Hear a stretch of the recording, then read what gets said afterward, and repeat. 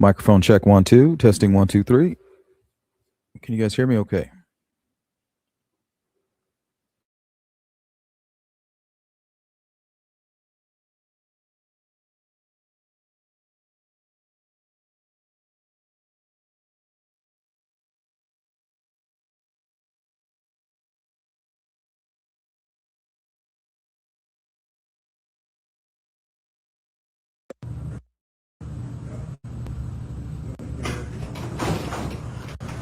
Yeah, great. So, see you later, Richard.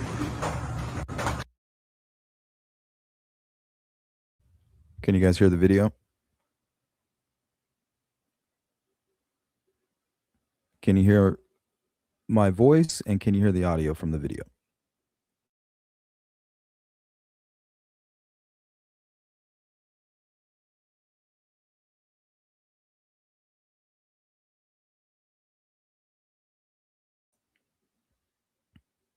Thanks, Hydro. Amy, welcome in. Good to see you, Hydro. Amy, Patty, what's up? Sees through. Hey. All right, guys, we're going through everything today. Everything.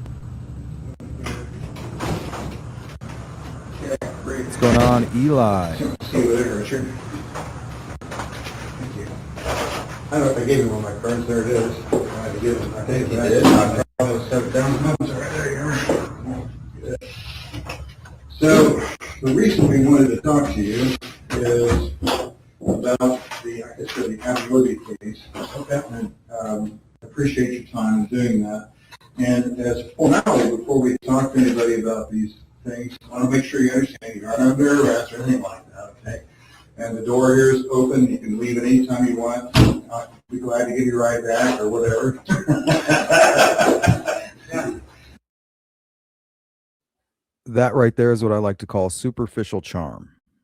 So, but we need to make sure that we go cover a formality here, and I'm going to get to the page here where it's this is a Miranda warning. So before we ask any questions, you understand your rights. You have the right to remain silent. Anything you say can be used against you in court.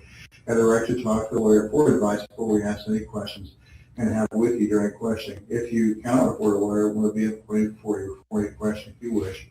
If you decide to answer questions now without a lawyer present, you have the right to stop answering anytime. You also have the right to stop answering anytime you talk to a lawyer. And like I said, you're not under arrest, so we just want to make sure you understand those rights. Down here at the bottom, it says, I read this statement of our rights and understand our rights. I do not hold a lawyer at this time, and I understand what I am doing. No promises or threats have been made to me, no pressure or coercion of any kind has been used against me. If you be willing to talk with us, or just if you understand your rights, we just need your signature that we chart that. Okay? Okay. This is a formality we take care of whenever we talk. Let's go to Hydro's comment real quick. It says, by the way, in France, now every time somebody goes into an interrogation room, a lawyer is called, it's a law now. So that you have to have a lawyer. So you can't talk to the police without a lawyer.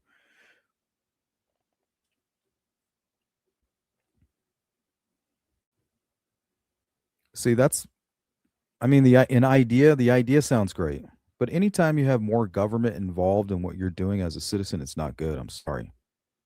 What we need to do as citizens is pass more laws that hold crooked cops accountable for trying to manipulate people. Because what these guys do is they manipulate a pile of evidence. And once they have a pile of evidence, it's their job to not ignore it, right? They don't care about you personally. They're like, hey, man, I don't know if you're guilty or innocent, but I have a pile of evidence here that I can't ignore. This constitutes probable cause, and I have to place you under arrest. You know, it's going to be up to a jury to figure it out from there. But I have a pile of evidence here that I just can't ignore, buddy. You know, I'm not saying you're guilty or innocent. That's up to a court of law to determine. Okay, so then they transition over into a court of law, which is even a bigger shit show, right? They bring in 12 idiots. We're not talking about professionals. We're not talking about anything like that. Just 12. They pick out the people that they think they can exploit, right? And then they have to agree with the other team's group of people that they want to exploit. And then they have to make a gamble saying, well, are we making a gamble here that we can actually exploit them, or is it going to benefit the prosecutor? It's fucking bogus. And then you have these 12 people that sit around griping and bickering behind the scenes who are taken out of their day-to-day routine and getting paid less than minimum wage. It's fucking bullshit. They have no idea about the case. They have um, they have no clue where to begin, where to end, any of the nuance. They have no clue about anything that's going on. So now you could take a potentially innocent man, throw him into the circus of a courtroom, and it's all, honestly, guys, it reminds me of like some kind of a satanic ritual. And then you have this person that's the sacrificial lamb. It's all very strange. Yep, if you want it or not. Yeah, I don't know if I like that. I mean, it's good in theory, right? That way you're not manipulated. But I look at things differently. I say here in the United States, we need to put laws in place that protect us as citizens. Ignorant, right? We're ignorant to it all. We don't spend all day trying to manipulate people. The decisions that happen in an interrogation room can determine what happens to these people for the rest of their lives. And law enforcement agencies and courtrooms, they're just throwing it around like it's another day at work, right? Just another day at the office. Well, life sentence. Guilty, guilty, innocent, right? They're sending all the guilty people back out on the street and throwing all the innocent people in prison. They don't give a shit. I just want to get home. My daughter has a recital. I told my wife I wouldn't miss dinner again. Fuck this guy. Guilty. And we're just going back to the beginning of the case, and we know you had talked to Lieutenant Doolin. What's up, We Red? just want to figure out what you saw when you were out there before. No, that's what I talk about all the time, Redfoot, is that they picked Abby and Libby for their names. You have Liberty, which is a huge part of Freemasonry and Aleister Crowleyism and all that shit. So is Abby. Abby of Thelema, Abby of Salem. Like, it's all part of this satanic, modernized, confused reimagining of this pagan ritual. They're taking Wicca, they're taking Satanism, they're taking Asatru, and they're all mixing it all together. And they're not doing it for anything good. What's up, Stephanie? So Abby and Libby's case have set a precedent in my mind. Not with law enforcement, not with anything else, just really here on social media and the way that we interpret a case and how and what it means to us and how it can affect us. I think if we get it wrong here with the Delphi murders, it could come back and bite us in the ass, our own families. Eli says Richard Allen should have lawyered up immediately. I believe he didn't because he did not want to appear guilty. He tried to stay one step ahead. He failed. Yeah, I agree with you partially. I think he didn't get a lawyer, not only because he didn't want to appear guilty, but also he knew that a lawyer would tell him not to take the interview. Right? They obviously think you're a suspect. Don't even go in there. Right? If they have the evidence, they'll come and arrest you. But the thing is Rick wanted to, he was so arrogant and so egotistical. People think they know this motherfucker. Oh, poor little Ricky Bay, little old Ricky Poo, blah. It's like, oh my God, have you even lived a life at all?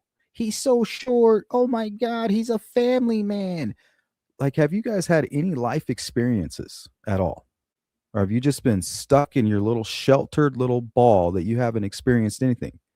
Everything you experienced is on Hollywood. It's on the television. That's not how the real world works. Like, for instance, the other day they were showing this video, and I guess it was some game show or something, and it was guys versus girls, and all the girls were like super ripped, right? Looked like they could tear the head off of anybody. So they bring in the biggest girl to fight the littlest guy, and the littlest guy just kind of slams her down to the ground, pins her, and it's over. That is the reality of it. Richard Allen could have grabbed both of those girls in both arms and walked across that creek by the throat. To say any otherwise is irresponsible, I guess is the right word. Like the tarot card positioning, absolutely. It could be tarot card positioning. It could be Statue of Liberty. Like it could be meant to. It could even be Keegan Klein's interpretation of a satanic ritual, right? Maybe he's not satanic at all. Maybe he's doing his best rendition, right? He's done, and he's like, "Oh, this is so avant-garde."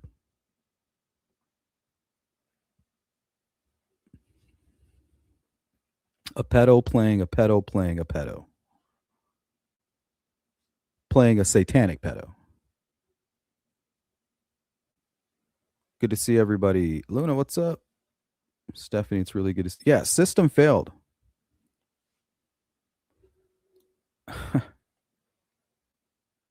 Yeah, we got to make some changes. I'm sick of seeing 12 idiots, and I don't mean idiots, I just mean ignorant people, right? They're ignorant. Ignorant to anything that has to do with this crime. So we're going to go out and we're going to pick the most ignorant people. Yeah, we can put a judge up here, right, who is obviously biased. She has all the information from on both sides, yet she's able to remain biased.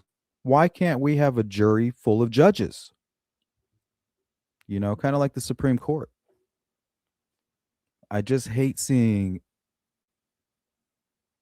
lawyers pick out the most moldable juror and then mold them into something that they can package either for the prosecution or the defense. Who's the best manipulator out there on the court? Right? Who's the Michael Jordan today? If it's the defense, a guilty man goes free. If it's the prosecution, an innocent man might go to prison.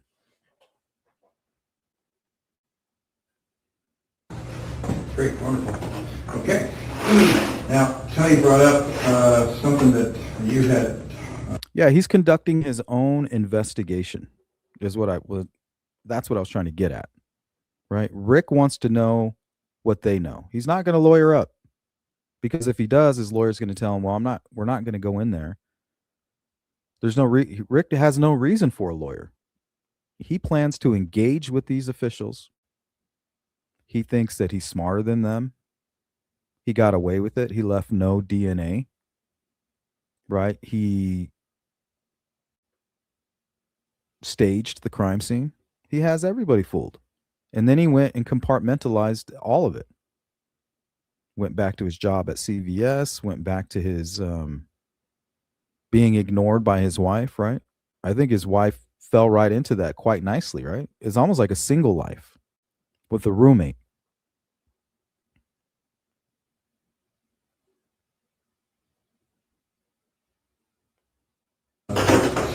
When initially you had talked to Lieutenant Doolin, and according to Lieutenant Doolin, the information he got to you was that you were on the trail between 1:30 and 3:30.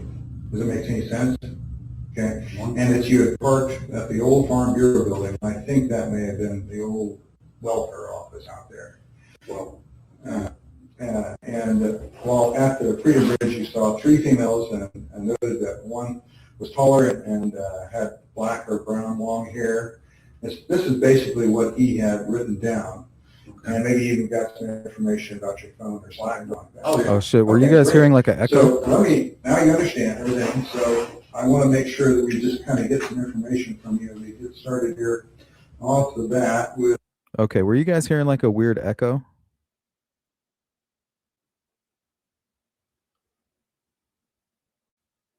Because I had the stream playing in the background. But when you guys hear that kind of shit, you got to let me know. You got to say, "Hey, Sleuth, it's fucking echoing, dude." I mean, You're just going to go through the entire stream listening to a fucking echo? I'm relying on you guys. Jesus. Today's date, which is Thursday, and today is 10/13 of 22. What time do you have, Tony? It's 10:45. Well, yeah, shut it off.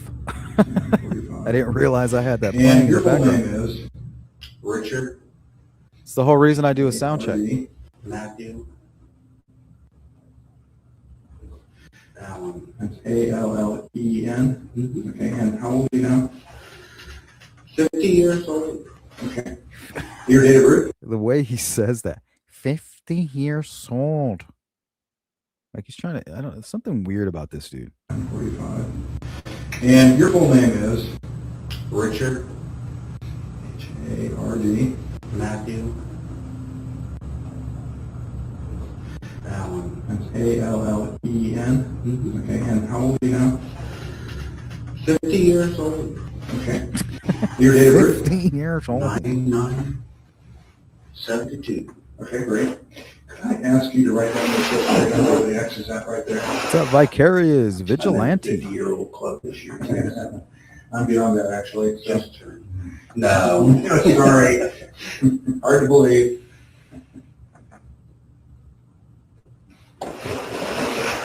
And do you know your driver's license number off the top of your head? No. Don't worry about it. The home address, I didn't get it when I was out there. What is it? 1967. 67. Whiteman. White man. It almost sounds like he's trying to change his voice. Is anybody picking up on that or no? Drive. He's like he's trying to talk like And this. a phone number we contact that. 317-612. Instead of guys down the hill. 4533. Would you have the water? I got one right here, John. Oh, okay, sure. I'll be right back. And do you have any of their cell phone numbers that you can be contacted by? I got my wife's number. Okay, what is her phone number? 317-612. 612. 4753. Okay. Never dial numbers anymore. You know, I know exactly what you're talking about. It's like he's trying to change his voice. And how long have you had that phone number? That's your 317 number. Have that one. I believe I got it when I worked at Indy, so it would have been prior to 2006, Okay. because it's an Indy number. Okay. Okay. So let's see. And can I ask what kind of phone you have? It's an Android, a Google. Look how young he looks in that picture. Yeah. What's your email address?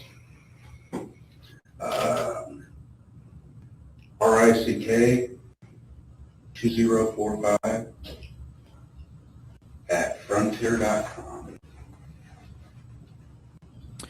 Looks like he has Three a. email addresses.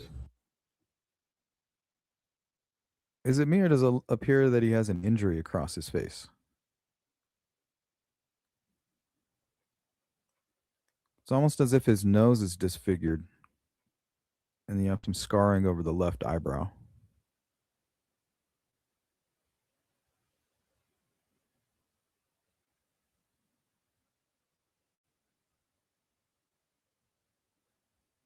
What's up, Jari? But I digress. I have a couple myself, so I have. Yeah, I've got, I don't use it very often.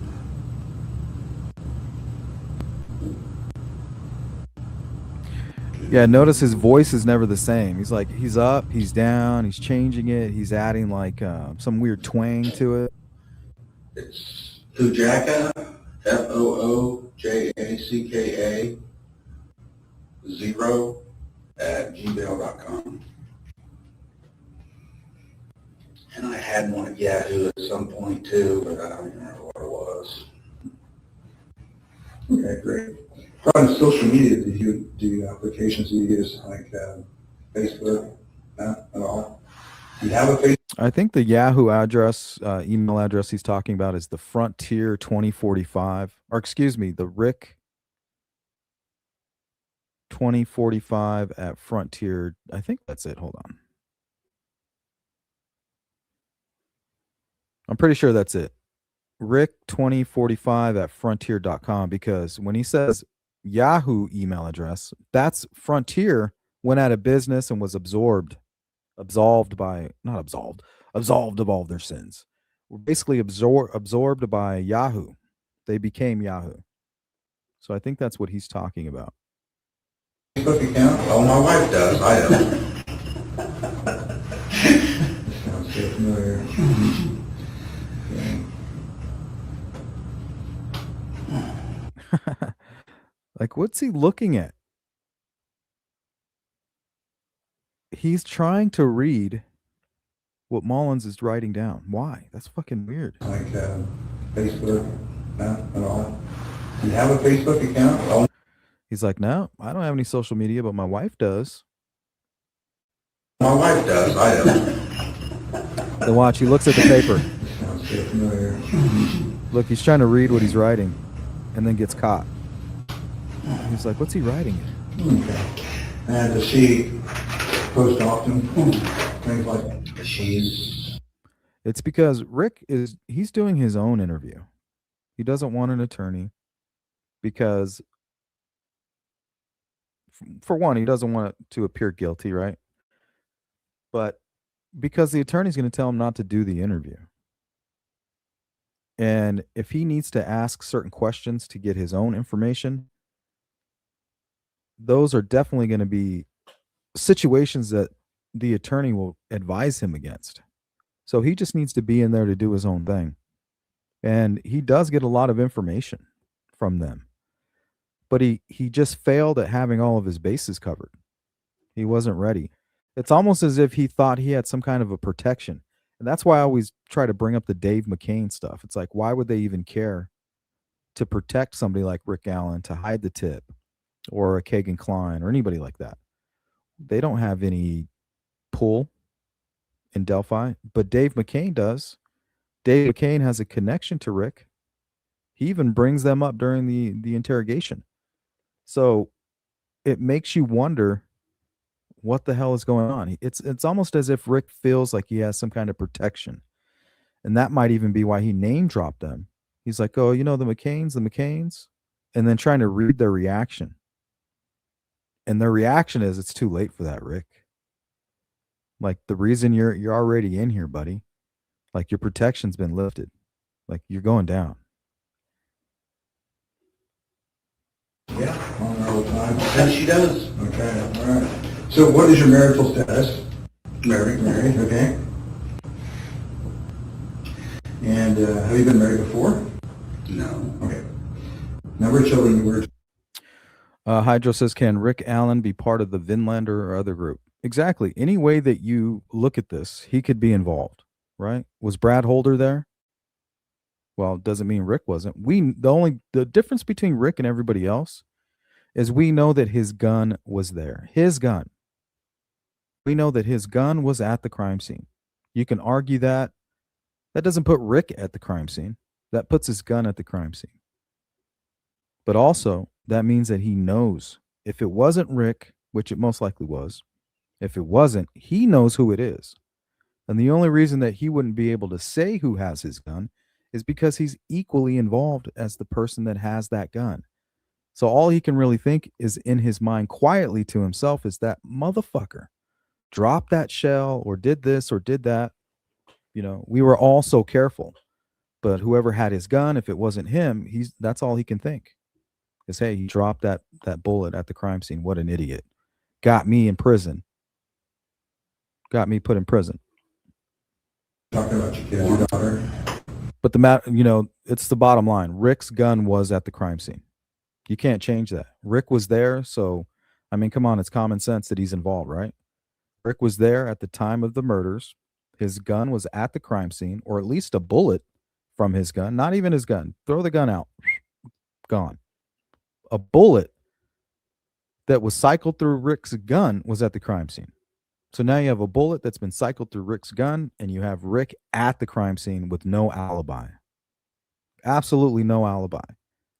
No phone data to back it up. Look, where's your fucking phone, Rick? If you're on your phone and you're at home and you left by 1:30, your phone should be pinging. You should have activity on your computer at home.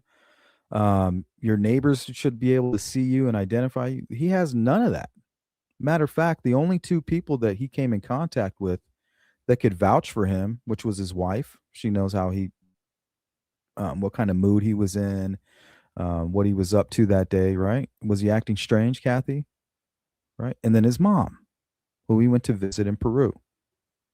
Well, technically Mexico, which is 11 minutes from Peru.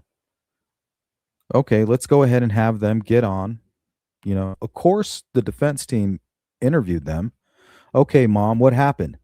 Oh, well, he was acting all weird and, he was strange. I thought something was wrong. But we invited him to lunch and he was really mad about something. Oh, well, shit, that's not going to do us any good. Hey, Andy, let's get the fuck out of here, dude. She's no good. Right? We're going to plead the fifth on her. All right, let's go check with Kathy. Honestly, Brad and Andy, the guys, he was acting fucking weird. I was a little bit worried about him while I was at work. Oh, well, shit. Well, we can't use her. We're going to plead the fifth out on her, too. What's your name again? Or even you can't make a wife testify. Oh, I know. Rick Jr. No, Brittany.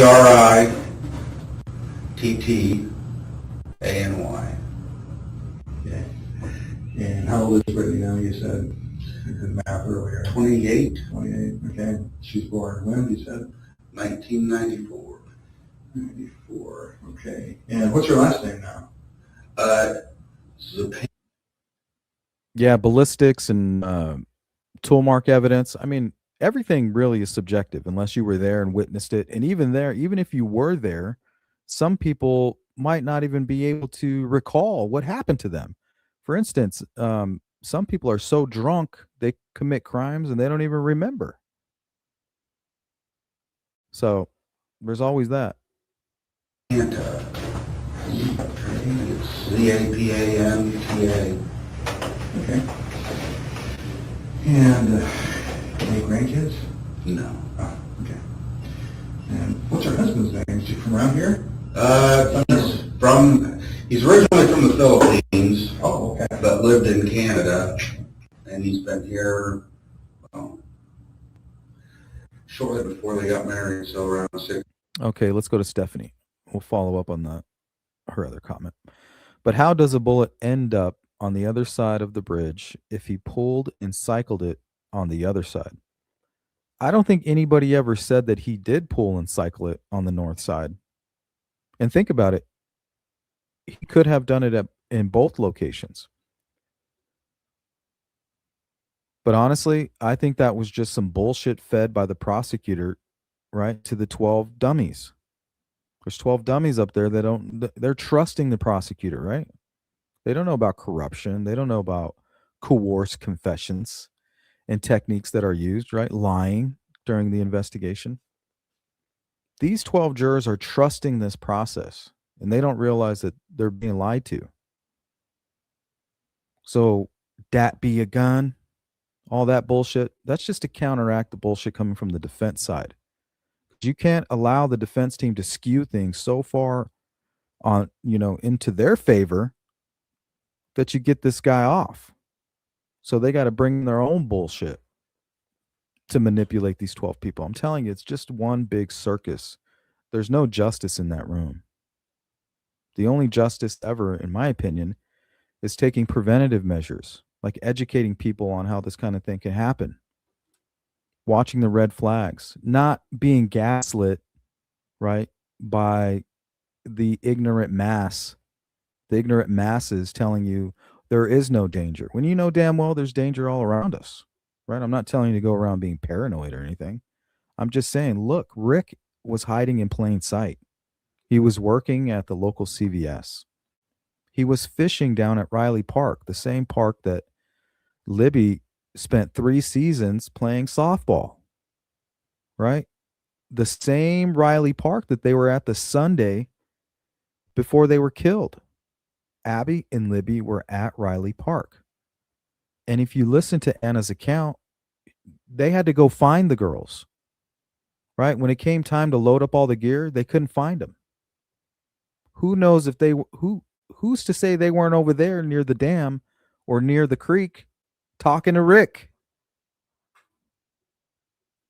16, maybe 15, 16, Okay. I don't know. They got married at 17. What's his name? Paulo, P-A-U-L-O. Okay. Yeah, he remembers those girls, Luna. He remembers them because he obsessed over them. Did they recognize me? Did they recognize me? That girl on the bridge, did she recognize me? Did she recognize me?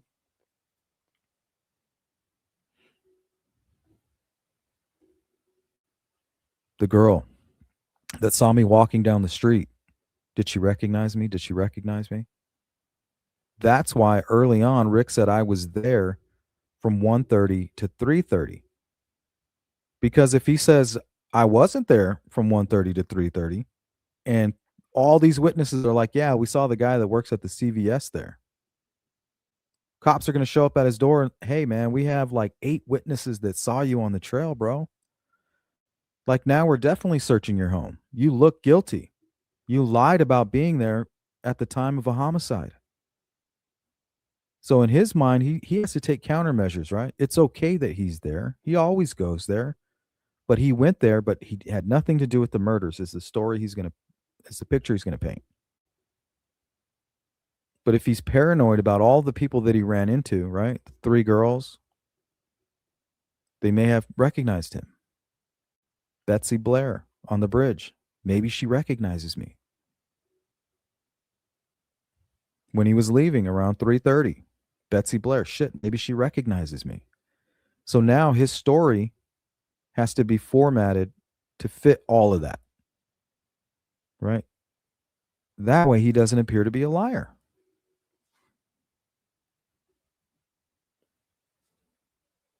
May not be chambered, possibly racked again across the creek. Trying to throw the McCains in their minds because he followed the case. Yeah, that's a good way to look at it too, Cindy. Good to see you, by the way. It's just weird though, right?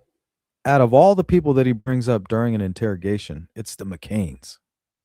Not only the McCains, but it's a story about the shack. I mean, how much more bizarre can this case get? People wouldn't shut up about the shack, and now you got the accused killer bringing up the McCains and the shack. It's crazy. It blows my mind. P-A-U-L-L? Oh, I put another one. P-A-U-L-O. I got it, okay, all right. So, but he lived here for a while, so I never, since the Panthers being around here. No, not around here. Around here? No. Maybe somebody else? She was already up in Nappanee when she met him. Oh, I see. What's up, Kex? All right, Kex, graduated high 900. school, we're at. North Miami. Let's go to Stephanie. And let's continue on this. You make a good point. They claim they heard it cycle on the video. So how does it end up on the other side by her foot, 2 inches in the ground? Well, that just simply means that he cycled it twice, right? If you cycle a bullet on the south end of that bridge, what does that mean? That means that another bullet has now been chambered behind it. So one comes out, one goes in. So the one that just went in is either the one that stayed in the gun all the way home and is now in his keepsake box, right? And the one that they found at the crime scene is the one that he picked up on the south end and put in his pocket. Because there's no way that Carhartt jacket is the Carhartt jacket he was wearing during the murders. There's just no way. So he must have either taken it off, which I believe he did. I believe his clothes were off and he had to go recover them. But during the staging and all of that, it could have fallen out of his coat. But that's not what I think happened. I don't think he did anything on the bridge. I think he had his one in the chamber. That's how he carried his gun. And I think he kidnapped the girls and brought them down there. And then when he chased the girls is when he racked it. So the bullet that he had in there right at the crime scene is the one that came flying out because that's when he needed the intimidation. That's when he needed to step it up a notch or two, right? They're afraid of the gun. And I was able to get them undressed with this gun through that fear. But now they're trying to escape. They're past the fear. Now it's survival. I got to step it up, right? This is a real gun. I'm racking it. It's terrifying. It makes a loud noise. And it flings up another bullet up in the air, right? That was probably part of the theatrics. It's his knife sheath.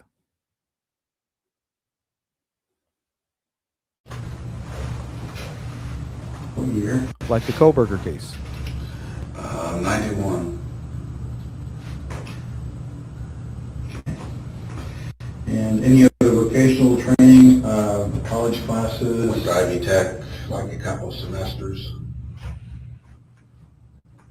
What'd you study there? Accounting. Okay. Any other What's up, vocational Dark Side? training or? Okay. Well, I was in the military, but Oh, okay. That's a question coming up here. Were you involved in any fraternal organizations, clubs, or athletics, or anything like that in school? I did some track here and there. I did football for like a year, but nothing serious. Okay.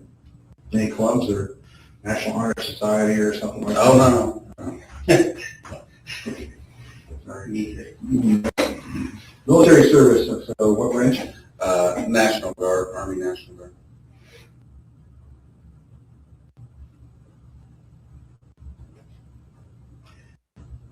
And what highest rank achieved? E5. Yeah, that's a good point you bring up there. Stephanie and sees through, especially after seeing Weber's van. Yeah, he's not going to want to draw attention to himself, right? Maybe he thought he could go out there, sexually assault somebody randomly. Right? Let's forget all the unproven stuff. Let's forget the jailhouse snitches. So let's forget our bias. And let's just try to envision Rick out there alone. And a lot of people struggle with the idea of somebody going in there committing a murder with a small box cutter. But to me, this goes to what you're saying right here, sees through. Why would he make all this noise just after seeing Weber's van?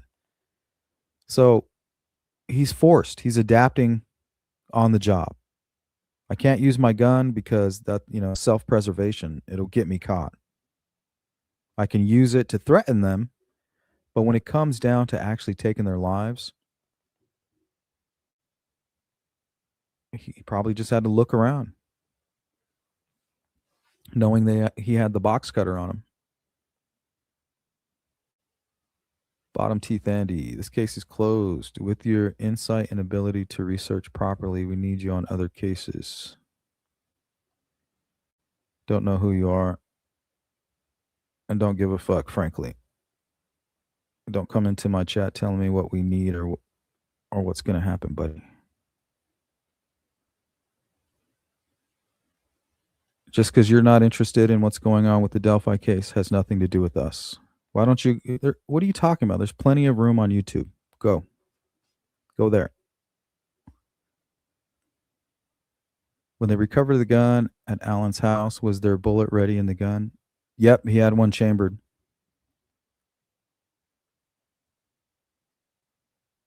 He had a couple boxes of ammo, and then he had one found in the this little box that he had, a keepsake box.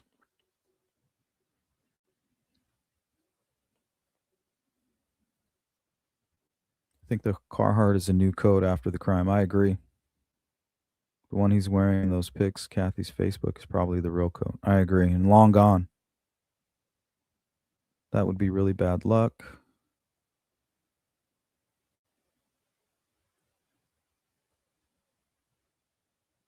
If you guys need to reach me, there you go. sleuthintuition@gmail.com.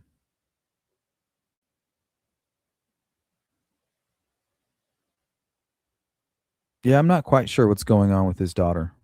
I have a really bad feeling that she split up with her husband, but I hope not. I hope this didn't cause any friction or resentment. I mean, that's the worst thing that could happen in a marriage is resentment. In any relationship, partnership, friendship, family. If he had his clothes off, that would discount Sarah Carbach seeing Muddy and Bloody Guy later, unless you mean he dressed after seeing the van, then killed him. Yes, that's what I mean. So this is what I think happened. If we're dealing with a lone wolf, right? He kidnaps the girls, takes them down the hill. It would explain why Abby was only undressed from the waist down. So he forces the girls down all the way back into that back corner underneath the private drive, pretty much as far as you can walk back there, trying to kind of get as far as you can from the Monon High Bridge. Okay, girls, take off your clothes. Or he probably made Libby do it first. That's why she's completely nude. Libby, take off all of your clothes. And then once she took off all of her clothes, she was probably just kind of holding her clothing in her hand, trying to kind of hide her body. Like, now what? And then he pointed the gun at Abby and says, now you undress.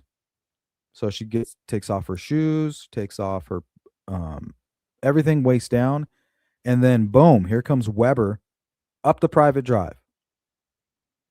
Not paying attention, bumping his Van Halen, Scorpions, he's got the windows up.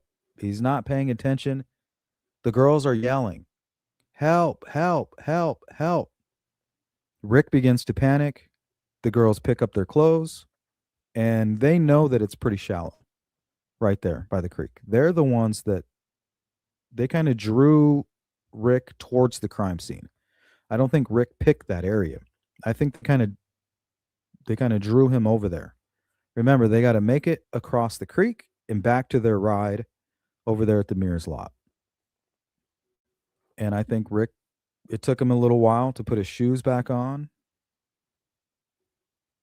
to put his pants back on. I think he was probably just as far undressing as Abby. So they didn't take any time to redress. They just took off running, grabbed all the clothes they could. And once they hit the Deer Creek, they started slipping and falling. Abby lost her pants and her underwear were together, I think. I think they were connected. Went down the creek. They found those later.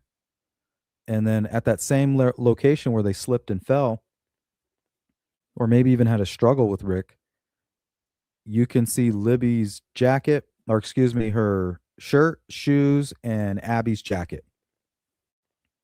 Well, Rick eventually catches them up at near the crime scene. And when he kills Libby, she drops her clothing.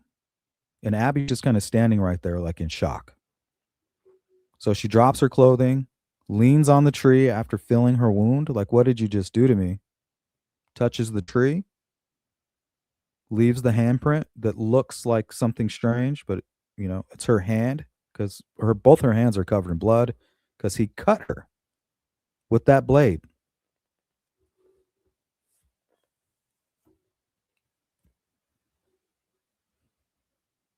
And once Abby got over there, she had no clothes on. And Rick said, let me think, let me figure this out. Threatens her with the gun. The bullet comes out. He tells her, shut up, get down, sit down right here. Tells her, put on your clothes. She says, I don't have any clothes. It's in the creek. He says, put on her clothes. Now remember, Libby was just killed right there, had her clothes in her hand. Well, at least what was left, right? Which was a shoe, which probably had the phone inside of it, and her pants and her hoodie. So those are now on the ground right there near the crime scene. Libby standing there, nothing on. Abby standing there, nothing on, waist down. Rick says, put those on, right? 1 ounce of a conscience. We know you have a little bit of a conscience left. Why do they know that? Because of that very act right there. Okay, I'll allow you to put your clothes on, sit down, let me think. Remember, Rick was down there for an hour and 45 minutes. He's freaking out. So you have all the violence on Libby because it's all the frustration was taken out on her. All of that, everything that he was trying to take out on the girls originally, all came out at that very point. All of the frustration that caused him to become a killer that day, all came out with his rage at that moment when he was attacking Libby. That's why the crime scene looks different. That's why it's so brutal with her and not so much so with Abby. Because while he's staging the crime scene and trying to control Abby, he's making the decision, well, now I have to kill her, right? Later on, he confesses in prison, I'm sorry for what I did to Abby. Because it really, in his mind, it wasn't him that killed Libby. Whoever caused him to, whoever threw his life into turmoil, it's their fault. It's Kathy's fault. It's all these other people's fault. It's the people that molested him when he was a child, right? It's everybody else's fault, and he's mentally ill, and it's their fault that I did what I did to Libby. But when it comes to Abby, that I had to do out of self-preservation, and I had to do it so that I didn't go to prison and my wife finds out that I'm a sick pedophile. Sorry, Jim. Okay, mostly around here? Or No, it was in, I was born right, well, not born, but I lived in Mexico most of my life. Mexico, like Indiana. Indiana, like American. Yeah, Okay. you always get that. Yeah, Mexico, Puerto Denver. Yeah. Okay, It was Mexico. yeah, okay. But it was Peru was where I was in the national. Yeah, Darkside. Darkside says, I think Weber's probably van scared him. And the girls probably seen that and thought it might be the time to run, maybe. Exactly. They're running, they're in the water, they're already to the other side. Rick doesn't have any pants on. Puts his pants on, throws his shoes on, has his jacket in his hand. Or maybe his jacket was left over there on the other side.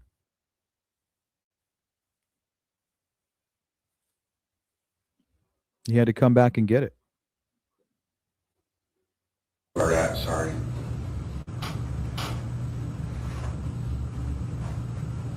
All right. Go to church anywhere? No. Have you ever? On occasion, nothing. Okay. Where did you usually go to? Any place around here? I don't even know. No, not around here. Hey, Virgo's in the building. Whether others were involved or not does not negate the fact that Richard Allen was the bridge guy. I don't even think he needs to be the bridge guy. I think he's the bridge guy. But with that video and that voice, I just can't say for sure. You know, there's just no way to be certain. But the fact that he was there, he fits the timeline, no alibi, and we know that his bullet, or a bullet that was cycled through his gun, was found at the crime scene. Without that bullet, there is no case. So people can go ahead and try to throw out tool mark evidence as much as they want. But the fact is, that's why he's in prison right now. So you can go ahead and live in fantasy land all you want. But it's still being used to convict people. And believe it or not, the technology that was used to convict Richard Allen currently is being used to get people out of prison. So this idea that tool mark evidence is garbage or junk science, I think it should be said that, yeah, at one point it really was junk science. That's why the technology of today is getting people off that were convicted under the junk science. So if it's junk science for Rick, then it has to be junk science for the people who were just set free, right? We have to put them back in prison and let Rick out. Is that correct? Is that what I'm hearing? Parents go to church, or did you? Good to see you, Virgo. No, my grandparents went to church. My parents didn't. Oh, I see. Okay. Any criminal history? Have you been arrested for anything? Okay. Any medical? Luna, you missed the Abby's sweater, the gray one. Heart trouble, high blood pressure, psychological disorders. Oh, yeah. Everything. Okay. I've had a heart attack. couple stints. Okay. And, Let's go to Stephanie. I don't believe Richard Allen is a bridge guy and he was drugged during the confession. That's what I'm saying. Let's throw out the confessions. Stephanie, no matter what, forget the confessions, right? We don't need them. Maybe they were coerced. I could care less. The fact is that Rick was there when those girls were killed. He has no alibi. And the people that he talked to that day refused to testify, right? So they found a bullet that was cycled through his gun, which was scientifically proven. You can complain about it all you want, but the fact is that's just the way it is, right? We're talking. This is something that was done scientifically, and don't forget, Rick Allen's own defense team refused to do their own testing. Imagine doing a test, tool mark analysis, and finding out that your client is guilty, or that the prosecution's evidence is strong, because they knew damn well it was.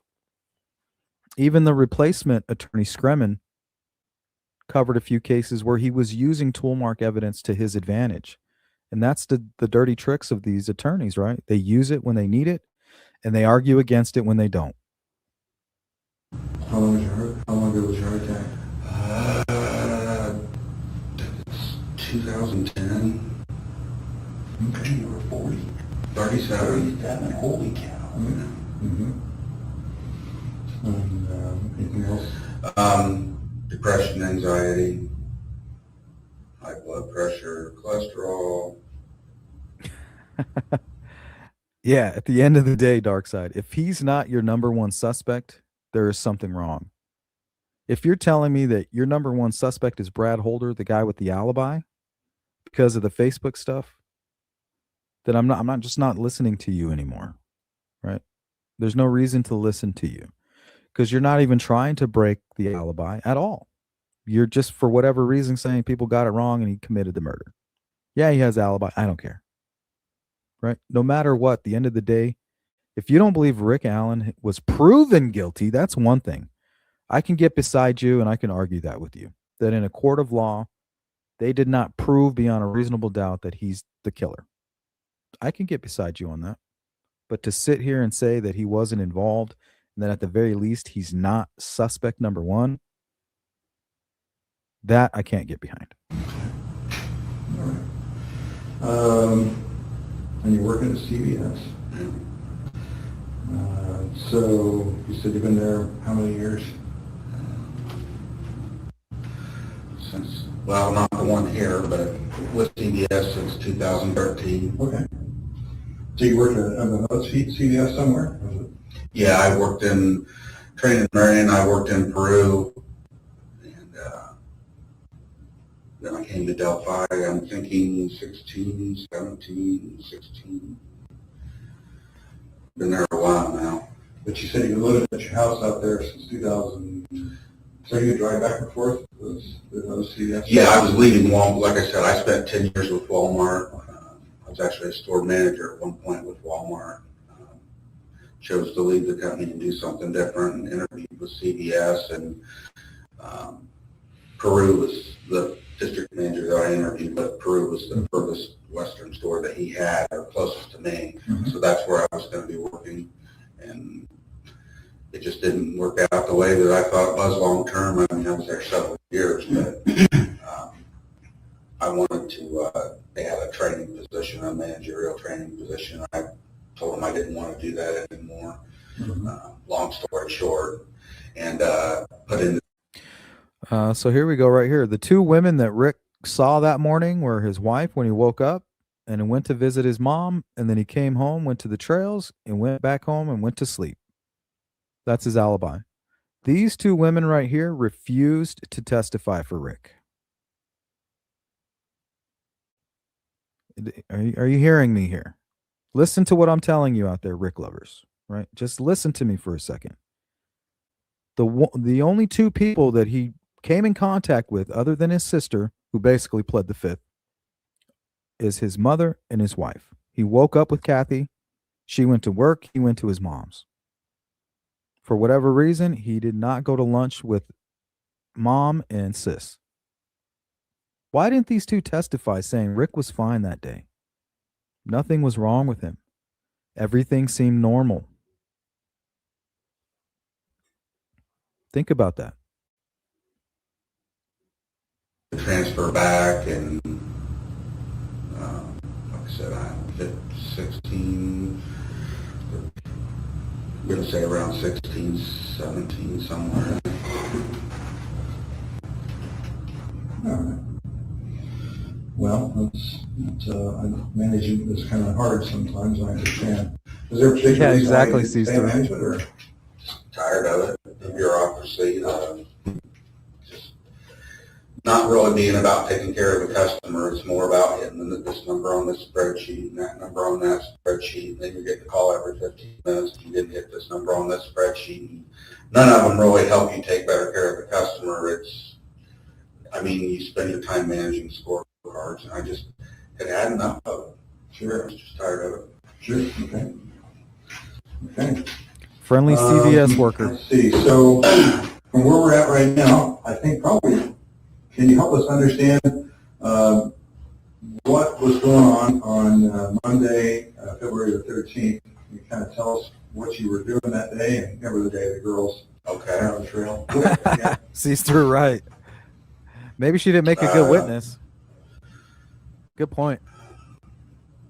I went over to my mom's in Peru, Mexico, earlier in the day. Okay, so he's saying I went to my mom's in Peru earlier in the day. Why did she not testify?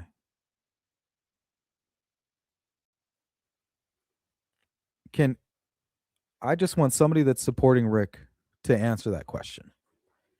If you're part of the replay crew, anybody, if you support Richard Allen's innocence, tell me this. Why did his wife and mother not testify? The two women that he saw that day. Everybody else was just a witness to what Rick was doing. Please, I just want one answer. Why would they not testify?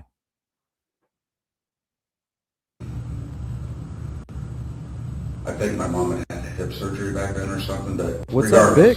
my How you wife was doing? working, so I went over there and spent the day, not the day, I spent the morning with them.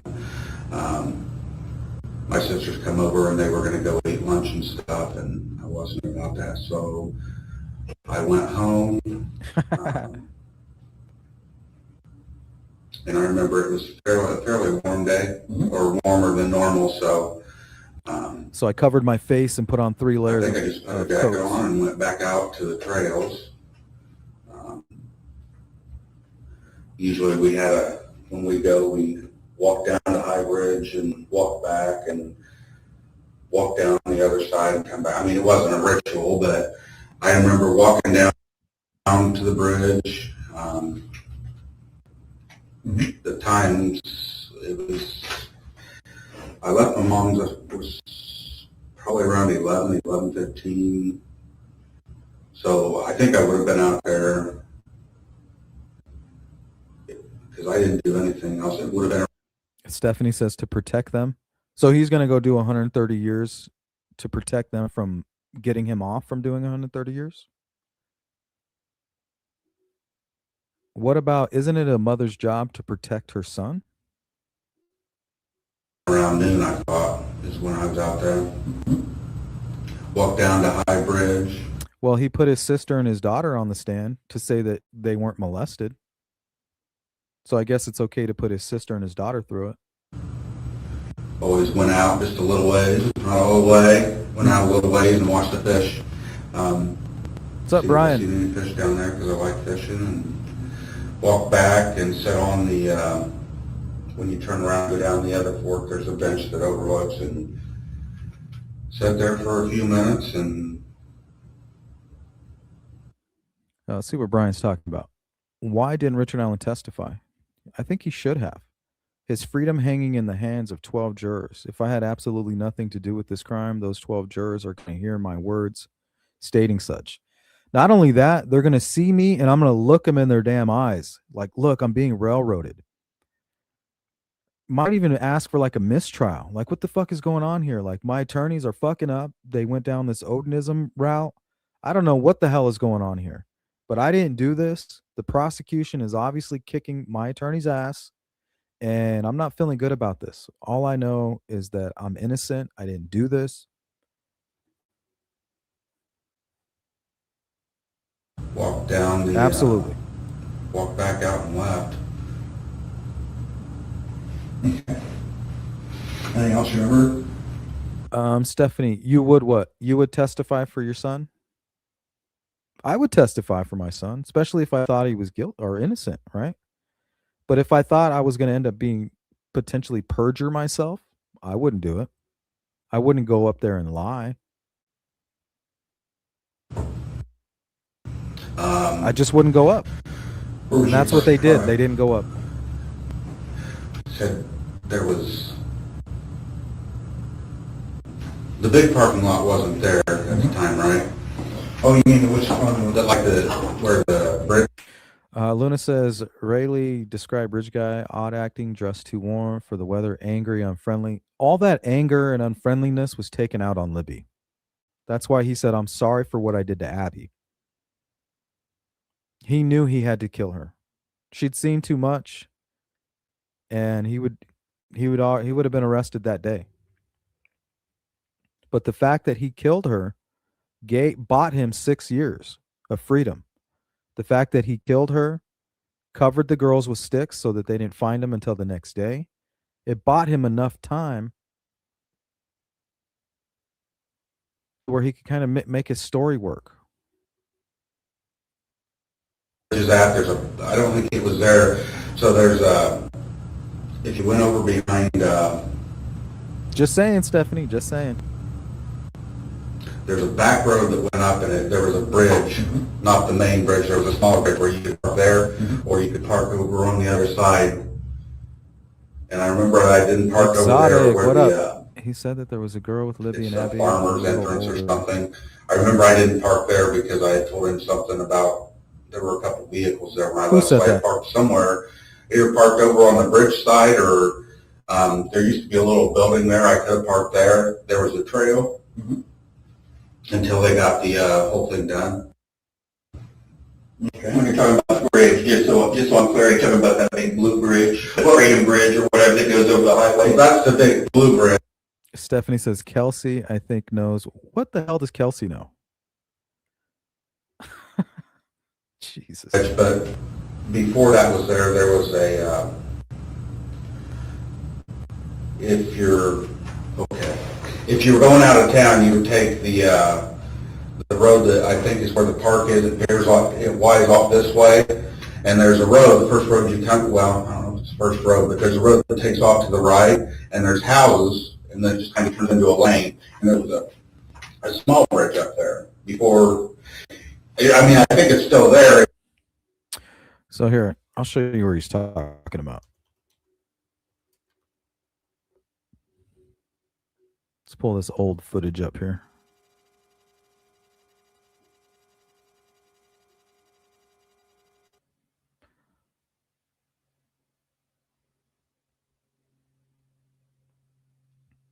They're a little bit too zoomed in here, but the bridge he's talking about is the bridge these guys are on right here. So you can actually park up over here.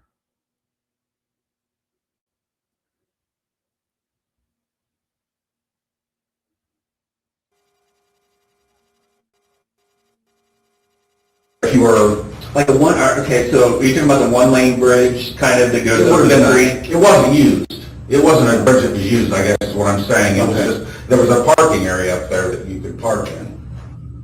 Okay. And that's where people used, that's where quite a few people would park before they, I mean, now there's a nice parking space, but before it was either you parked there or you parked over in the farmer's thing. And I mean, at one point they had it marked that they didn't want you parking there, so it, and I know it wasn't over there because I told them something about some cars that were there, so I would have been parked up on the bridge side of things, I guess is what I'm saying. So he just said right there, I did not park at the Mears lot. So anybody that's trying to say Rick parked at the Mears lot, he just said right there, clear as day, I didn't park there. And you want to know why I didn't park there? Because I already gave you guys a narrative that I can't go against, right? I would have thought of that, he said. I already told him that I saw cars parked there, so I know that I wasn't parked there, right? I'm not changing my story. So that's what he's trying to to do, right? Anybody that changes their story is going to look guilty.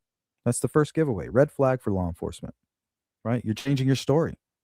Rick's like, I haven't changed my story at all, right? So he's trying to keep within those parameters, right, of not changing his story. But it's just not working out for him. They're setting traps.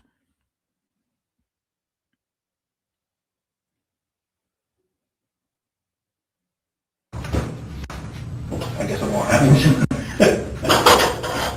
So this is kind of an overview of the area. So obviously this is the Blue Bridge here over the Hoosier Heartland Highway. Okay. Yeah, and so, can you mark on where you think you parked at? Good. Show me the Blue Bridge again. Blue Bridge, here's the Hoosier Heartland Highway. Here's Main Street. The road that comes out from downtown goes out onto Heartland. And here's the Andersons. I think that's going to be their fertilizer plant. And down there's the, So that's the Blue Bridge. I mean, it's right there. It would have been over in here somewhere probably. well, that's one of the parking areas. Okay, and then there used Or it would have been, there was a old building somewhere over, this map was taken back when the building was still there. And this is the building that was on the bridge.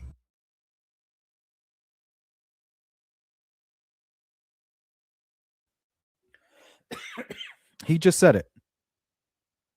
He said I could have parked over here by the on the other end of the Freedom Bridge, or I could have parked there was an old building. So if you listen, he's saying it right there. I parked next to that old building.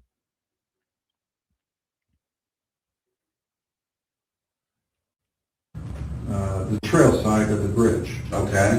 So down up You here. went this way, I think you went down this way and Mhm. like in an underpass or something? Yep, that's right. And then there's a building right there. And it definitely would have been helpful if they were Okay. going to be So it helpful. would either been there or there. Okay, all right, very good. Which way do you think you would have traveled to get to this building that particular day, Robert? Just that way that loops around. Okay. I don't know the names of the roads or anything, I mean, I could show you where I drove, but Stephanie says Kelsey was all in Libby's phone account, apps, deleting information. So people do stupid shit. That doesn't mean she knows anything. Stephanie, we're not going to talk about Kelsey here. If you got some hard evidence against her, I'll put it up on the screen, but we're not going to sit here and speculate about, the family members of the victims. It's not in good taste. That's just not something we do here. Other than that, you're welcome to talk about anything. it just, on the way, the road that goes out, it's basically the same way that you get to this one, except, no, it's further up, and you go down and it like comes down and goes around somewhere and comes over on the other side. Okay, very good, okay. Was it ever an occasion where you might have gone to the park another way? Did you go out here very often, I should ask? Not, like, I wouldn't say often. I mean, we go out, we may go once a month, we may go twice in 1 week. I mean, it was just kind of one of those where when we felt like walking the trail, we'd go. Mhm. I mean, I could say we visited it regularly. Honestly, exotic. Yeah. Let's just say I'm in a good mood today. Usually I would have already just been like, block, but I really like Stephanie. And maybe I was a little bit trigger happy in 2025. We're going to be a little bit more reasonable, I think, in 2026. Just a little bit.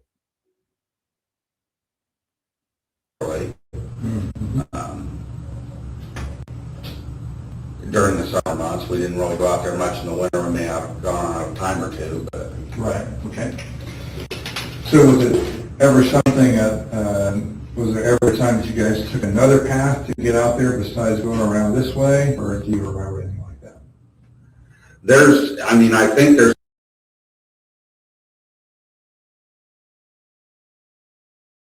I don't know if you guys ever noticed this shack that was out here. Can you see it? That's right. Oh, let me Let me hide this chat real quick.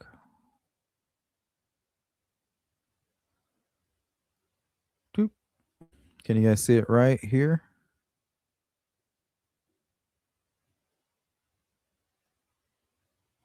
It's like right down in this area.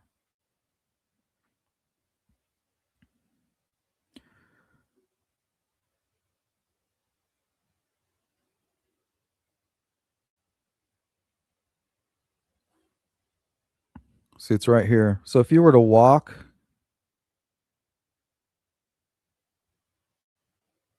right here is the Weber property.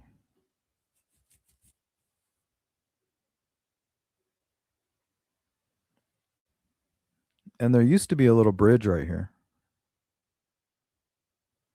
You can just kind of walk across. I think the Webers built it. Here, let me actually show you some photographs of that shack.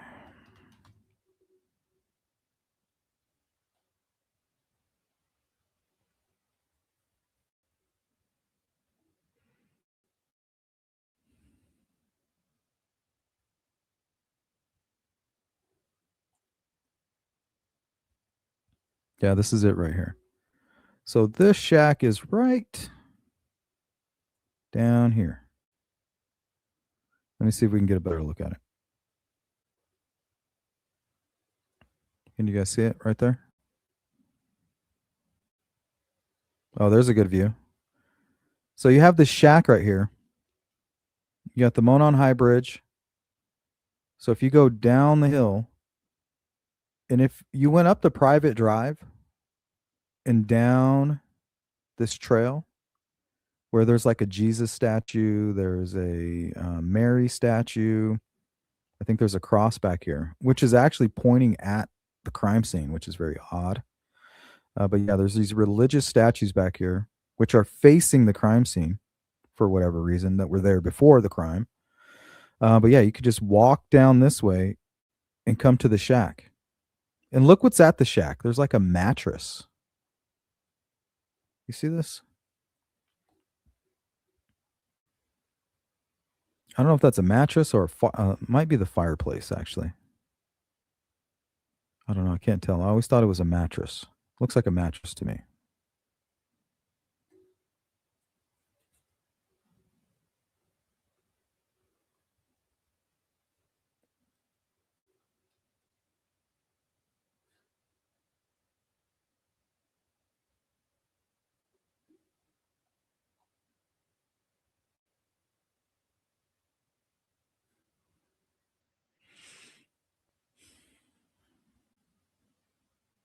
The way, if you go past where you park the farmer's No entrance worries. that I was telling you I about, think it's down here, there's an entrance across from a residence that's a farmhouse. Does that make any sense? okay, yeah. Okay. I mean, I know that there's a way that winds around. Exotic says, afraid I have to beg to differ. When it comes to horrific crimes on children, all bets are off. Everybody needs to be looked at. I don't see that as victim shaming. So you don't think shaming a 16-year-old girl at the time when her 14-year-old sister was murdered, and then you guys bring up a bunch of stupid shit about, oh, well, she deleted stuff off her apps. People have their own motivation. That doesn't make them killers, right? So I do agree that these kids were brutalized, brutally murdered, and we need to find answers. But to use bullshit to re-victimize people is not going to be tolerated around here. So that'll be your final warning on that topic. Anybody that's listening. And you can eventually get back to 200 or whatever road it is. We're off of 200 North, I think it is. It comes out somewhere down there, but we only did that. I think we found that by accident one time. We thought we'd go that way and try to get back, and it was we eventually came out that way somewhere. Okay. But no, I wouldn't. If we were going to go there, we would go down through town and. Okay. Good enough. Vix, no, that's not the shack. That's not the shack that they helped tear down, that Rick helped the McCains tear down. That shack is actually still there. If you go visit Delphi and you go hike back there, you can go to that shack.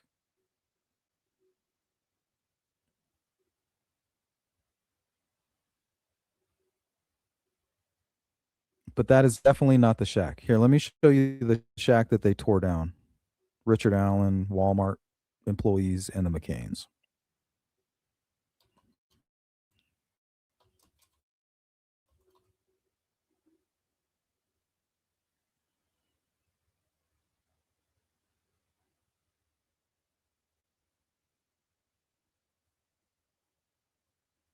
Yeah, we're not going to talk about that, Stephanie. It doesn't matter. If you have hard proof about it, I mean, I would be happy to show it on the screen, but we're not going to speculate about some 16-year-old girl at the time, right? I know she's an adult now, and I know she's kind of strange, but I mean, I'm kind of strange too. I would hate for something really bad to happen to any one of my family members because I would be like a prime suspect, right? Oh, this weird guy, he's in true crime, you know. It would be awful for me. Same thing's happening to her. She's just a little bit strange. Could she maybe she does know more, I don't know, but we're not going to talk about it unless you have like something solid to present. Like if we're going to speculate, we can spend our time speculating on something better than that, right? Better than re-victimizing that poor girl. Now, if you got some proof that she did some fucked up shit, let's see it. But otherwise, let's keep it quiet about that. I know, but I mean, you just keep kind of bringing it up. You know what I mean? Keep saying it. Keep putting her name in the chat. We're all good. Let's just stop talking about it.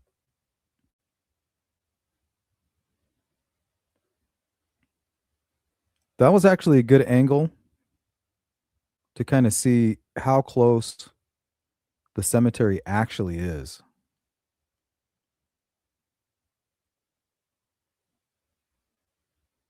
Look right there. So the crime scene is right here. And up here, you can see the trees of the cemetery. And right here in this corner is the Ron Logan's property. And there's a trail that comes right down here. And the girls were found right there.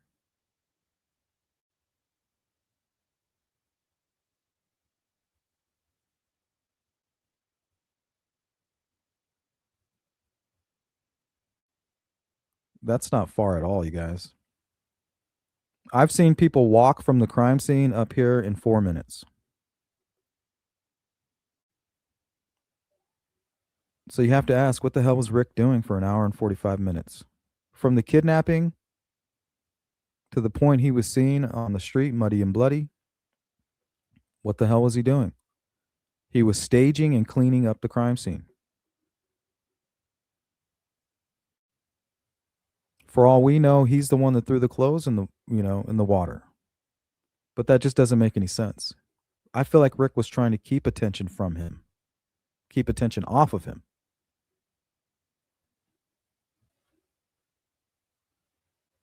All right. So let's talk more about what you remember doing that day, remember seeing that day. Okay. You gave an account to the officer who talked to you. And do you remember how that was prompted, how that happened, that you happened to talk to the officer? I don't remember if it was the next day or a couple days, but shortly after they were asking for anybody that was there to come in. So I went down. I got home from work and my wife said, they want to talk because I had obviously told her that I was there. And she said they want to talk to anybody that was down there, may have any information on how much, but very shallow. Obviously we'll go down. So we went down to the sheriff's station and I don't remember who it was, came out and talked to me and said that he would get my name and information. Yeah. And then I was driving downtown for something. Yeah, Vix, we're talking a 4-minute walk. And people say, oh, well, Keegan Klein, he's just some big fat ass. Well, he is. But big people can move too.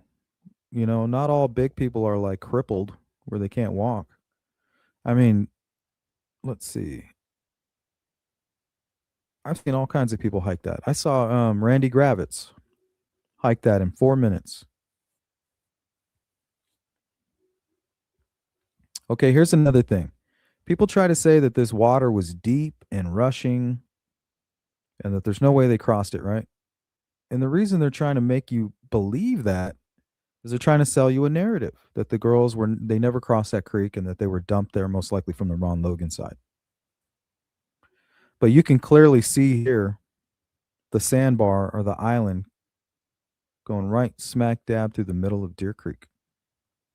And you can see right here, even the shortest one out of the entire group, it's not even going over her waist.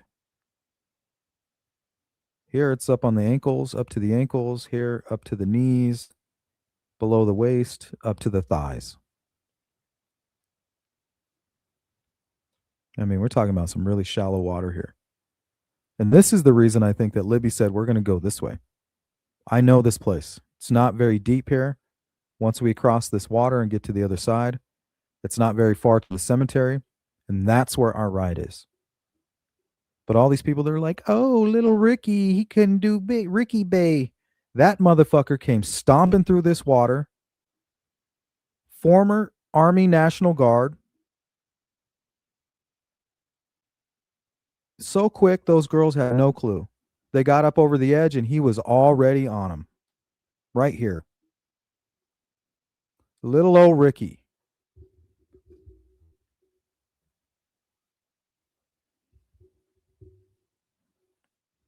Don't give me that shit. And I know that, I remember he called me when I was in the car because I pulled over and talked to him. It was a DNR officer. And he asked me if I could come down and talk there or if I want to meet somewhere. And I don't remember how or why. I think they were really busy, obviously, crowded probably. So I was heading down to, it was a stable lot, parking lot down there, and I told him I would just meet him there if that was okay. So he came down, we talked. Okay, so there's the actual shack. I was having trouble finding it. So this is a corn crib. This actually belonged to the McCain family, the McCains who were there the day and at the time the girls were murdered. And the same Dave McCain that was never served a search warrant. He has the exact same amount of probable cause as Rick Allen. Where's that search warrant?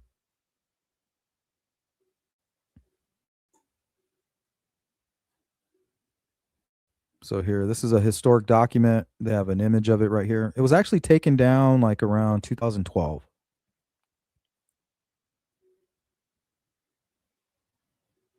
Give you an image of it. Here's the Monon High Bridge Trail right here. And as you know, the 505 comes down like this to the water and used to go right next to the corn crib. But around 2012, it was destroyed. I might even have a video of it. Yeah, here we go. So Eric Hicks, he's a local musician. He's fucking good, guys. You should go check him out. He has a really good song called My Indian Friend. And during that song, he kind of travels back here on the Delphi trails and on the Monon High Bridge. And he actually gets footage of the corn crib like just before this was released in 2011. So about a year before they actually tore down the corn crib, Eric Hicks gets it on footage. Check it out. This is part of his music video. So he's basically going down the 505 right now before it was an actual trail. It used to be a road. And he gives us a good shot of the corn crib.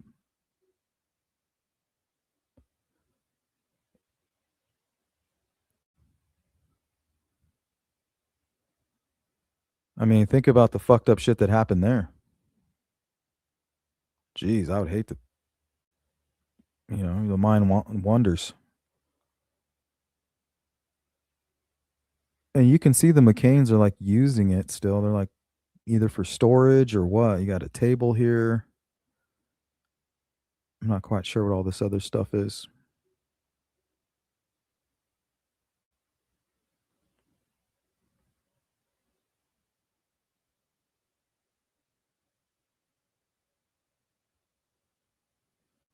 So yeah, it was Rick and a bunch of Walmart employees working with the McCains to tear down this corn crib. Rick called it the shack. But not only that, Rick was able to take Walmart's money and invested into their nonprofit that was set up by the McCains. So he was able to funnel the money from Walmart into the Erie Canal Foundation, or whatever foundation they use down here at the Monon High Bridge Trail. Might be a different one. I'm not sure. But there you go, Vix. That's the actual shack that was torn down. The McCain corn crib. 2012. Makes you wonder. Makes you wonder. He looked at my phone, took my phone information, and I think he got some, we took the battery out and everything, and he got information off of us, so that's pretty much it. And, I mean, I gave him the account. Forgive me, I mean, it's been years, and I thought about it a lot. As time goes. Darkside says maybe KK was supposed to be there helping Richard Allen and didn't show up. I could definitely see that.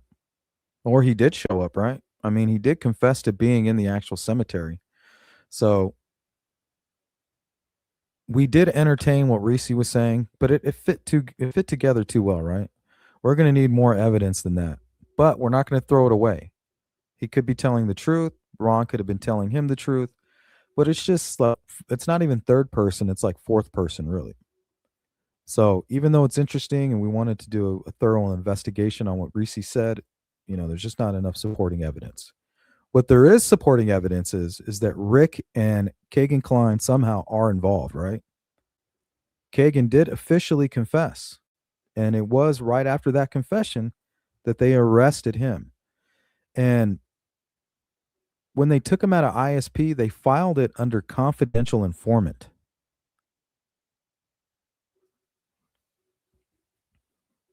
So it makes you wonder. Even if they did get Rick's name from Kagan Klein, we're never going to know about it. The books are closed on that. On you. It's, like I said, I think I was there probably around noon. It could have been a little before noon or a little after noon. Walked down, back an hour, so probably. I don't know, Exotic. It makes you wonder, right? Depending on exactly. It's during this interview, Exotic, that he brings up the McCains, and he talks about how he tore down a shack, and he's like, yeah, you know that bench where I sat? He's like, yeah, you remember I told you guys about that bench? They're like, yeah, we remember. He's like, yeah, well, instead of going to the bridge, you go down this hill right here. And at the bottom of the hill, there's a shack. Well, at the bottom of that shack, we came and we tore down. I brought a bunch of Walmart people. And then this is when he drops the name of the McCains. It's very strange to hear them talking about a shack, talking about the McCains. Remember, their first sketch of the bridge guy basically looked like a fucking picture of Dave McCain, same hat and everything. What time it was that I got there that day. I just remember walking down the trail, and I had told him that when I was approaching the trailhead, I guess is what I'd call it, there was 3 girls walking off the trail, and I just remember it looking like one of them was probably watching, not babysitting, but watching the other 2 because they looked a little younger, and they looked very similar. I don't know if they were sisters or whatever, but the other one didn't necessarily. But I remember seeing them walking off the trailhead, and I didn't really see anybody. I walked down, like I said, I looked at the water, I walked back, and I said, somebody could. Okay, so he says, the girls that he described are the same witnesses that testified against him. So he's describing what he doesn't know yet to be witnesses in a trial, in a murder trial that he will be the main attraction of. He's describing the witnesses to his murder trial perfectly to a T. So the girls that he's describing are the same girls that said, yep, we did run into him. And he's the same guy in the photographs that you showed us of the bridge guy. He's nailing his own walked behind coffin. me, I guess, but I sit on that bench that overlooks the creek bed and all that. And I remember telling him when I left, We got Cheeks, Tay Nom in the building. Thanks for your support, Cheeks. Busy day at work, but daily reminder, Richard Allen's guilty. He's in jail forever. Enjoy the rest of your day. Absolutely. There's only one question, right? Did he do it alone? And if he had help, who is it? And if he did have help, why does it appear that the prosecution and the investigative team is seemingly trying to harbor them? I remember there being, I think there was 2 vehicles down there on that farmer's entrance that I told you about. And that's why I know I didn't park there, because obviously I wouldn't recall seeing cars there if I parked there. The farmer's interest, are we still talking about this area here, or is it? See, now he's talking about where he parked. Listen, I think it was Bob Mata who tried to say that he parked at the Mears lot. Here's proof that he didn't, according to his own words. The creek bed and all that. And I remember telling him when I left, I remember there being, I think there was 2 vehicles down there on that farmer's entrance that I told you about. Farmer's entrance. And that's why I know I didn't park there, because That's why I know I didn't park there, because I remember them telling about the 2 vehicles that were parked there. You want to know which 2 vehicles were parked there? It was Derek and Tara German. And the reason he remembers them was because that's most likely the reason that he went around the Mears property. He's like, I can't walk by there. If they're looking for those 2 girls that I just killed, there's no way I can walk by there right now. But that's most likely who was parked there, because we know right at that very moment that Muddy and Bloody Guy is being seen by Sarah Carbaugh. Derek is sitting in the vehicle with Tara German, and they're talking about what the fuck is going on. Even to the point that Cheyenne said, I don't know, it looked like a drug deal, right? And it would look like a drug deal. You have 2 cars parked next to each other, and then one of the people gets out of the car and gets into the other car. That's what a drug deal looks like. She said, yeah, I saw these 2 cars, and there was these people talking, and it looked like a drug deal. That's what she said early on in the case. And that's exactly what they would have seen at the very moment the bridge guy was being spotted by Sarah Carbaugh. So it's interesting that he's like, oh, I remember these 2 cars parked there. Right? Everything that matters in the Delphi murder case against Richard Allen, those are the only things that he remembers. Right? He knows in detail the girls that he passed. Right? He even knew that they were babysitting. He knew one of them was older than the others. Everything that was very important to his future, he can remember like it was yesterday. But he doesn't know where he parked. Anytime it's something ambiguous, he goes on like this tangent. It's like turns into a word salad. obviously I wouldn't recall seeing cars there if I parked there. The farmer's interest, are we still talking about this area here, or is there some other location here? There's a pull-in, like right next to the trail is all I can tell you. There's a pull-in right next to the trail, and a trail actually leads up to the trail. Yeah, it's hard to see from here, but I think Yeah, I missed that. This is what's called the old Mears. Probably. There was a farmhouse across from it is all I knew. Right. And it was like that. Exotic says, was there a PT Cruiser somebody drove? Well, there's a rumor to be a PT Cruiser at the Klein grandparents' home. And I think one of them has a PT Cruiser registered to them. And also, he worked for Chrysler, right? So if you work at Chrysler, you're probably going to be able to get deals at Chrysler or give a heads up to your family members when there's a good deal or some kind of a steal, right? So the fact that some of the witnesses reported seeing a PT Cruiser, a purple PT Cruiser, and the Klein grandparents possibly owning a purple PT Cruiser. But other than that, that's all I know. I mean, I guess it looked like where you take farm equipment in and out or something, but I know at one point they flagged it that it said no parking, so we didn't park there for a period of time, but.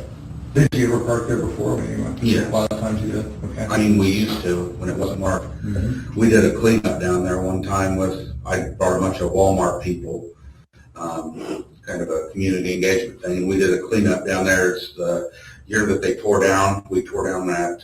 He seems If you nervous. go down, not the High Bridge way, but that one where I sit on the bench. Yeah. That I was telling you about. If you go down that hill, there used to be a little shed, a little shack down there, and they tore that. And we were there that day that we tore that down. Okay. Now, you guys did that with Walmart. Was that a local Walmart you worked at? Lafayette. Lafayette, Yeah. okay. One on Commerce or the one out on Commerce. Okay, all right. So you guys came up and did that. You know when that was?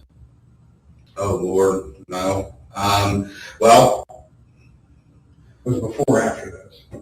2006. Oh, it would have been, Way before. I wasn't even with, it was what, 17? Yep.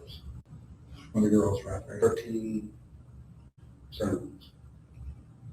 I wasn't even with Walmart at the time. I would have already been with CVS, yeah. Okay. So sometime in the, Yeah, it would have been way before. I mean, I went to CVS in, what did I say, 13, so it would have had to been before 13. okay. So you were out there then working on the trails. I'm going to say a lot earlier than that because I worked in Chicago, south of Chicago, for a couple of my last years with Walmart when I was actually running Exactly, that Luna. store. So probably around 9, 10 maybe. Okay. All right, somewhere around there. So you were working out there in trails. Had you been familiar with the trails before then? Was there a time that you had been out trails before that? We had walked, after we moved to Delphi, I mean, we started experimenting. I mean, there were trails that we didn't know were there, but, you know, you hear about one and you go, and I'm sure by that point, well, obviously I know by that point I knew. All right, guys, we're going to wrap this up. We're going to continue this probably tomorrow. I want to listen to all the phone calls again. I want to go through everything like we plan to do. I have been talking with Savannah, Don't Hate Create, and we're working on getting together and putting together a quick discussion. And hopefully that turns out great. I'm waiting to hear back from her. We're getting the scheduling done. So hopefully we can get her on as a guest. Savannah is great. We love her. And I'm looking forward to that. Everybody else, if you need to get a hold of me, you can always shoot me an email at sleuthintuition@gmail.com. And don't forget, we have some merch on deck. So if you guys are interested in acquiring any of the Sleuth Crew merch, let me know. Just shoot me an email. I'll tell you how to get your hands on it. Everybody else, enjoy the rest of your day. And don't forget, we do go live tonight, Sleuth Intuition Live. And I'll see you there. Be there or be square. Peace.